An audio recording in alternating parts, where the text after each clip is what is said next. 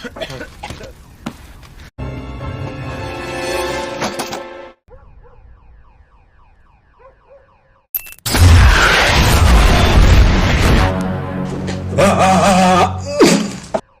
lagi bersama Circle Film. Kali ini kita akan membahas film tentang hacker penghancur negara. Langsung saja pasang sabuk pengaman, bakar kopi, bakar rumahmu, dan bakar kenangan pahit. Gas John, intro.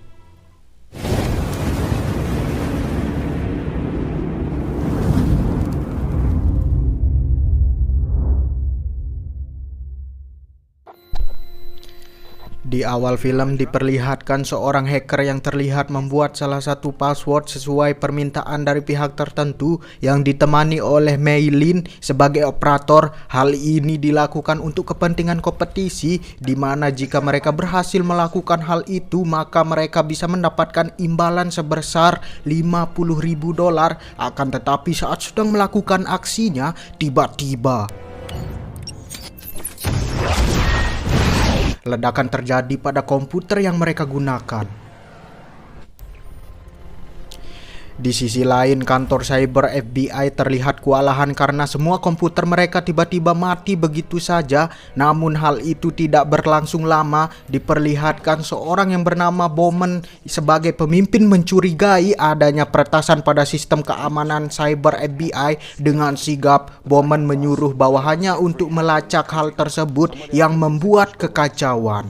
Di lain tempat terlihat Lucy dan pacarnya sedang melakukan adegan silaturahmi antar Saliva yang bisa dibilang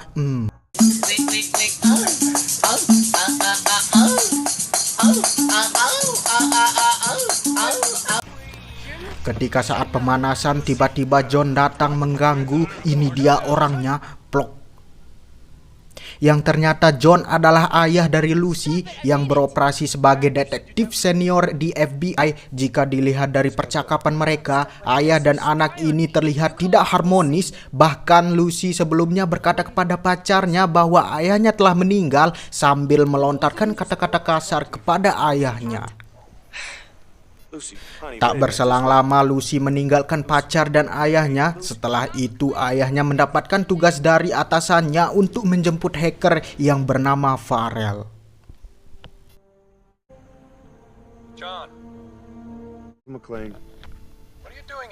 Scene berpindah ke Farrell, terlihat sedang mengirim pesan ke sesama hackernya yang ternyata di dalam komputer Farrell sudah tertanam semacam chip peledak yang tidak ia sadari. Bom itu akan bekerja jika Farrell menekan tombol delete pada keyboardnya. Hal itu terjadi juga pada hacker lainnya yang terlihat di awal scene tadi. Beruntungnya ketika Farrell ingin menekan tombol delete, tiba-tiba terdengar suara ketukan pintu yang ternyata itu adalah John. Namun terlihat di luar sosok misterius yang tidak jauh dari rumah Farrell. Bisa dibilang mereka lah pelaku di balik pengeboman tersebut. Karena aksi pengeboman itu gagal, maka mereka melakukan rencana lain untuk membunuh Farrell. Dengan menggunakan senjata, mereka secara brutal menembaki kamar Farrell. Tidak hanya itu, mereka mendatangi Farrell hingga masuk ke dalam rumahnya, di mana John yang seorang detektif terlatih dengan situasi seperti ini dengan mudah mengamankan Farrell dan melakukan serangan balik ke arah kelompok misterius tersebut. Di tengah keributan, boneka robot milik Farrell terjatuh tanpa sengaja ke arah tombol delete. Hal itu yang membuat bom aktif dan langsung meledak.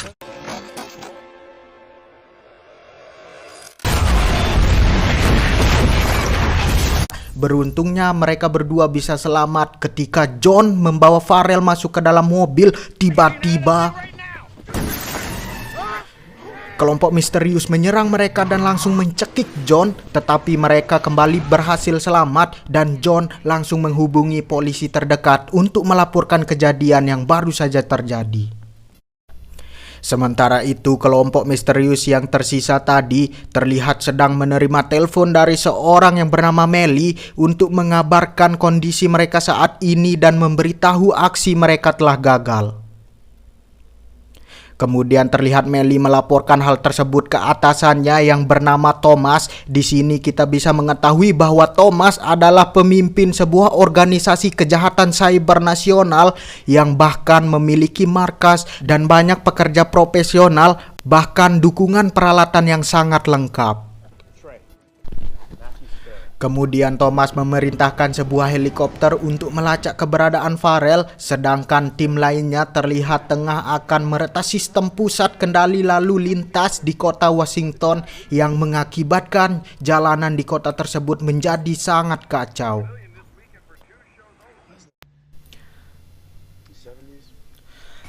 Lalu pada persimpangan jalan, mobil yang dikendarai John dan Farrell tiba-tiba tertabrak. Terlihat juga banyak kecelakaan yang terjadi pada setiap sudut jalan di kota tersebut, yang dimana hal ini disebabkan oleh aksi yang dilakukan oleh Thomas.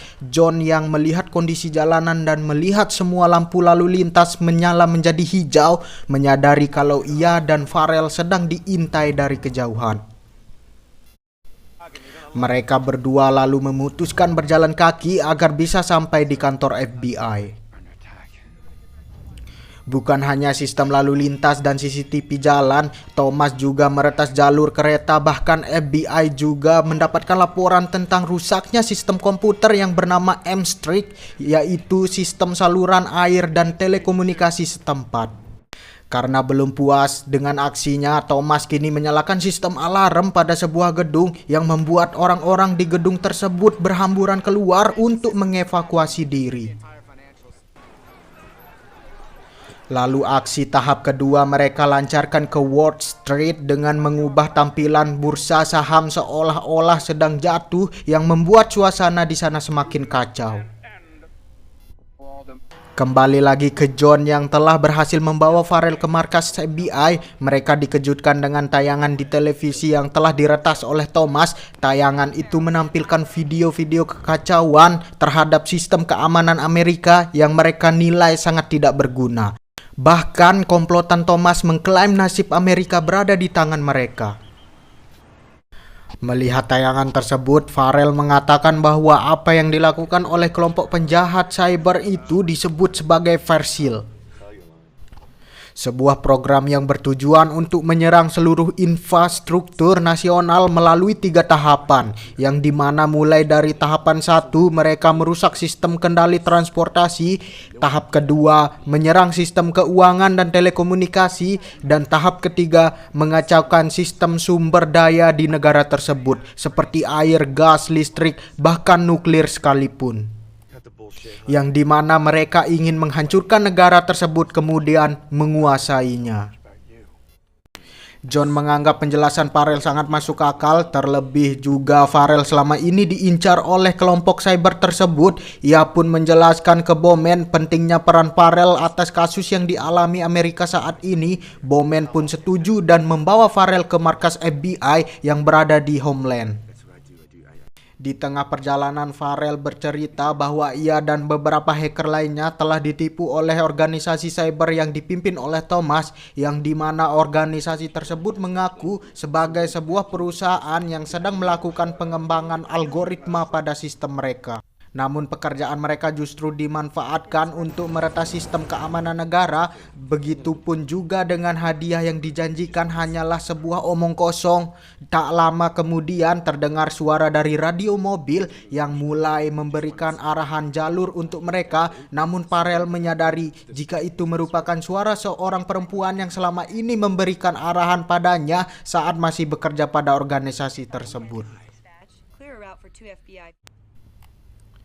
Kemudian John mengambil telepon radio tersebut dan mulai berbicara langsung dengan Thomas, yang dimana Thomas sudah mengetahui profil dari John. Di sini terungkap bahwa John telah bercerai dengan istrinya yang bernama Holly. Tidak hanya itu, Thomas juga meretas tabungan bank milik John dan mengosongkan semua isi rekeningnya. Di sana John diberikan pilihan untuk menembak Farrell dengan iming-iming semua hutangnya akan ia lunasin dan menjamin keselamatan anaknya. Namun John tak menganggap tawaran tersebut. Seketika mereka mendapatkan serangan langsung dari helikopter yang selama ini telah mengintai mereka. Aksi kejar-kejaran pun kembali terjadi dengan gempuran senjata dari helikopter yang sangat brutal. John akhirnya berlindung di balik terowongan, akan tetapi jalanan lalu lintas di sana telah diretas oleh Thomas yang membuat banyak kecelakaan terjadi di sana yang membuat keadaan di sana begitu sangat kacau. Kemudian John yang menyadari helikopter telah menantinya di ujung terowongan memutuskan untuk menabrak mobilnya ke arah helikopter tersebut yang membuat helikopter itu hancur seketika dan berkeping-keping. Dan John pun berhasil selamat melompat keluar dari mobilnya.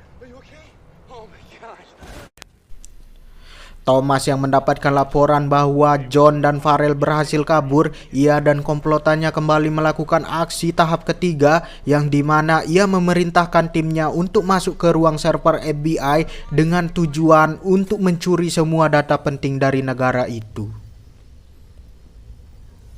Ia memerintahkan May untuk menyamar menjadi pasukan FBI. Di lain itu, kelompok Thomas juga kembali meretas semua stasiun TV yang menayangkan video gedung putih yang tiba-tiba hancur oleh ledakan dahsyat. Semua orang terkejut, begitupun juga dengan Bowman. Ia langsung pergi memastikan kondisi gedung putih yang ternyata itu hanya tayangan palsu.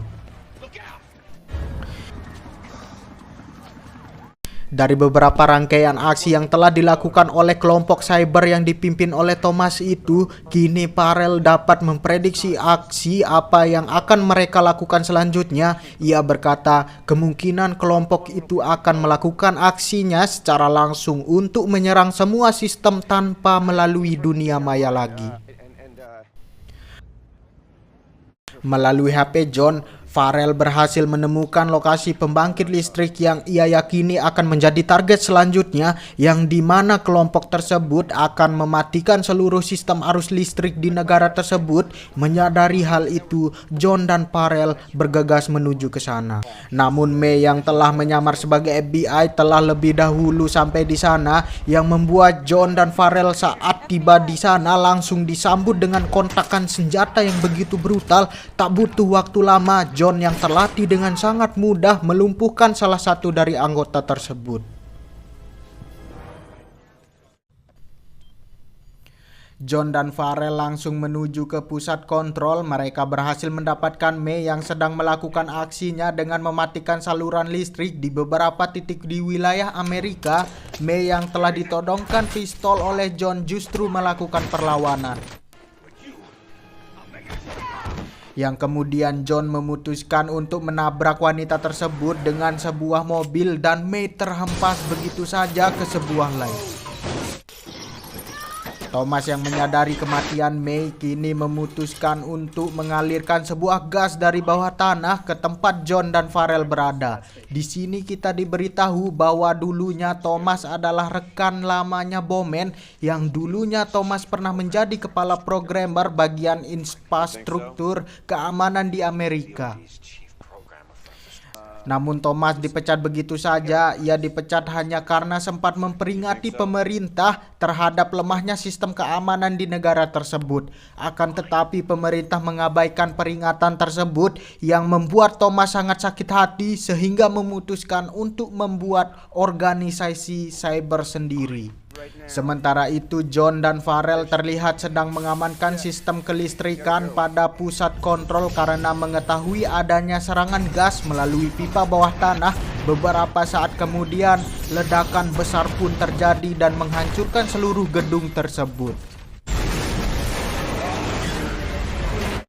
Hal ini berdampak pada beberapa wilayah di Amerika tidak mendapatkan saluran listrik. Itu pun dialami oleh Lucy yang terlihat terjebak pada sebuah lift akibat tidak adanya arus listrik.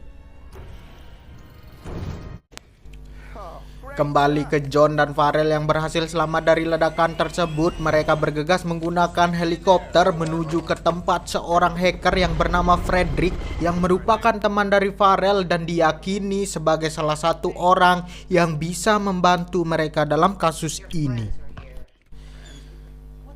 Dengan keahlian Frederick, ia dengan mudah mendapatkan sebuah lokasi di Worldland yang ia yakini sebagai markas dari organisasi cyber yang dipimpin oleh Thomas.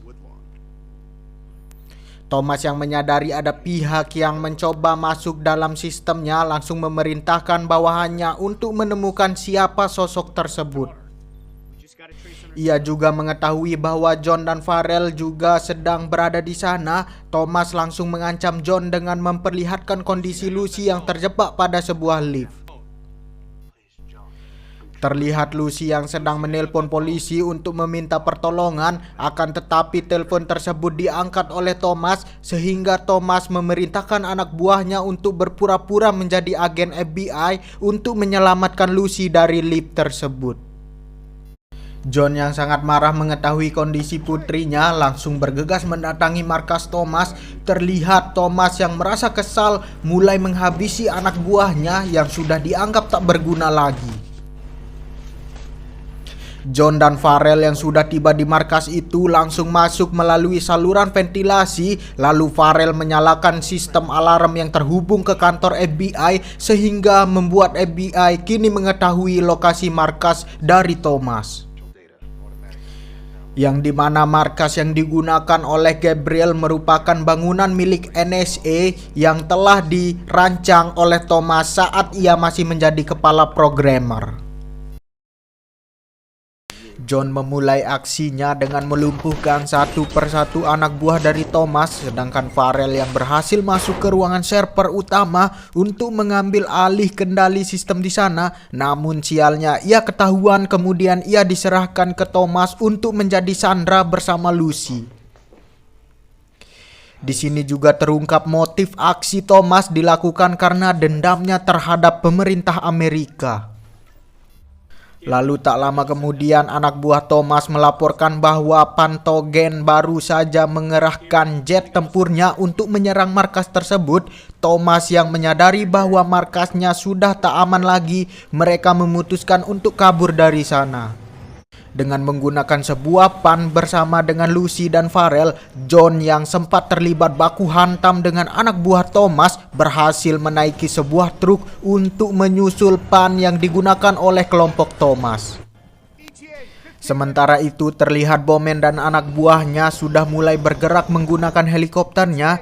John yang mengetahui aksi Bowman meminta Frederick menghubungkan teleponnya dengan Bowman melalui telepon radio untuk menginformasikan keberadaan sasaran mereka yang ternyata telah meninggalkan markas itu. Akan tetapi Thomas kembali mengetahui aksi John sehingga ia pun meretas radio pada jet tempur dan memerintahkan untuk menyerang truk yang sedang dikendarai oleh John. Tak lama kemudian jet tempur pun langsung menemukan truk sasarannya dan langsung mengerahkan serangan.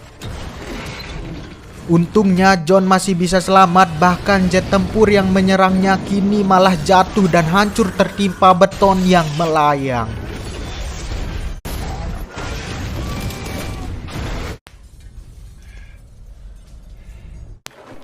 Di lain tempat, Farrell yang sempat mengambil alih sistem dengan mengembalikan seluruh uang yang telah Thomas ambil di markas Worldland, justru kini diperintahkan Thomas untuk mengembalikan uang yang telah dikuncinya. Thomas bahkan melepaskan tembakan ke arah kaki Farrell dan memberinya waktu 1 menit untuk melakukan hal itu.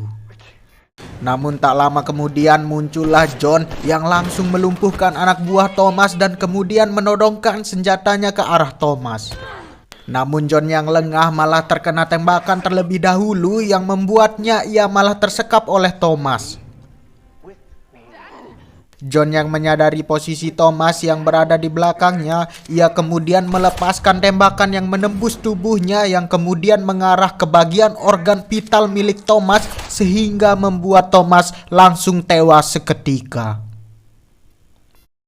Sementara Farrell yang terkena tembakan di bagian kakinya sempat memberikan perlawanan dengan melumpuhkan salah satu anak buah dari Thomas hingga pasukan FBI pun datang di lokasi tersebut dan film pun tamat. Kesimpulan film ini adalah dendam bisa saja menghancurkan apapun, bahkan sekalipun itu negara dan bahkan organ vitalmu. Maka jangan menjadi manusia pendendam, karena dendam bukanlah mahkota.